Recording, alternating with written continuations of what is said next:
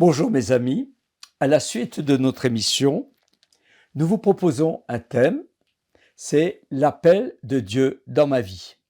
L'appel de Dieu chez tout croyant.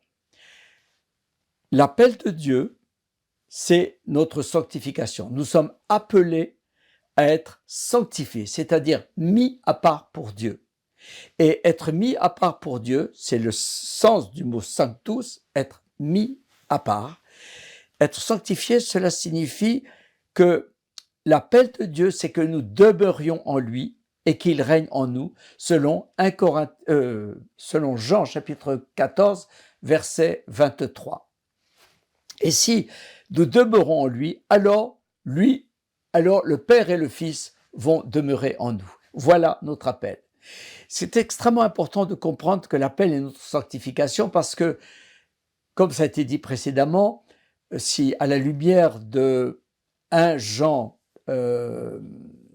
chapitre 2 verset 12 et suivant, nous sommes comme des petits-enfants. Nous sommes appelés à faire l'expérience de la grâce et du sang, de la signification de la croix. Mais nous sommes appelés aussi à croître de gloire en gloire à la ressemblance de Jésus.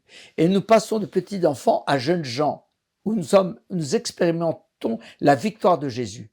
Soyons forts, c'est-à-dire soyons fermes, soyons vainqueurs face à la tentation du monde et de la chair. Et apprenons à croître de gloire en gloire à la ressemblance de Jésus, c'est-à-dire nous sommes appelés à laisser la vie de l'Esprit se manifester en nous, la vie de Christ se manifester en nous. L'appel est essentiel parce que dans l'appel de Dieu, il y a quelque chose qui est essentiel. Regardez ce qui est écrit, on va le voir particulièrement, c'est dans 1 Corinthiens, dans 1 Corinthiens chapitre 12,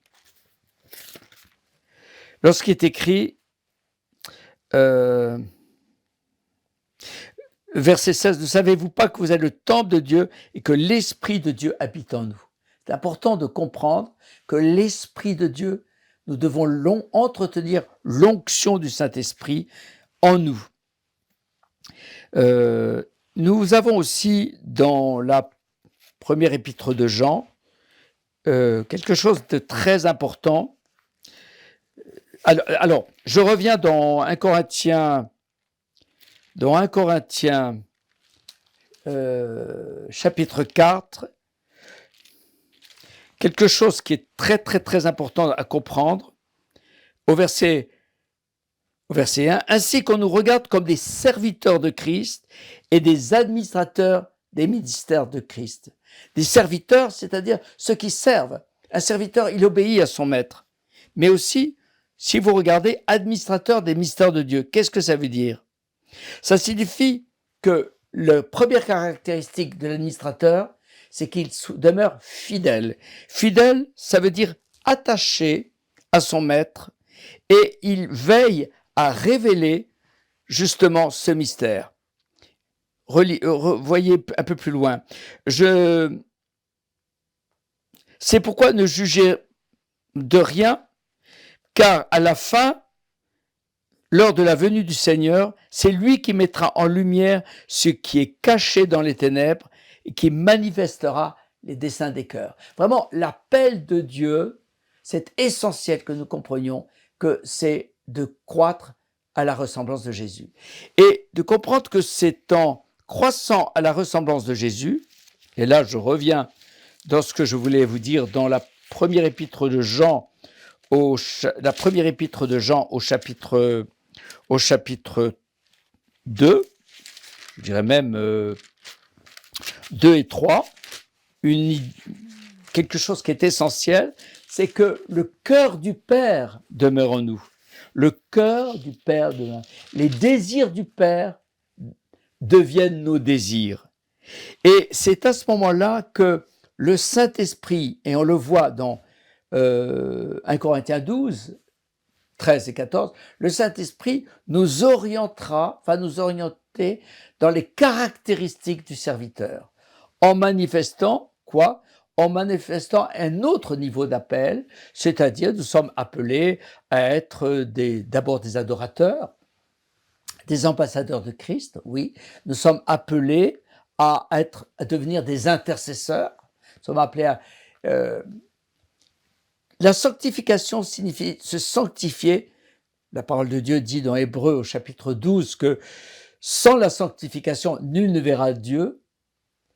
Mais la sanctification nous appelle aussi non seulement à manifester que nous sommes des serviteurs et des administrateurs des mystères de Christ, mais ça signifie que nous sommes appelés à manifester une des caractéristiques des ministères que nous voyons dans les Écritures. Les premières, c'est la vie de prière, l'adoration, l'intimité, le témoignage. Mais cela peut aller encore plus loin encore. Manifester les dons de guérison, selon 1 Corinthiens 12. Manifester, libérer par exemple la prédication, ou bien la prophétie, le don de prophétie. Libérer les paroles de sagesse. Quoi qu'il advienne, il y a une diversité extraordinaire du ministère.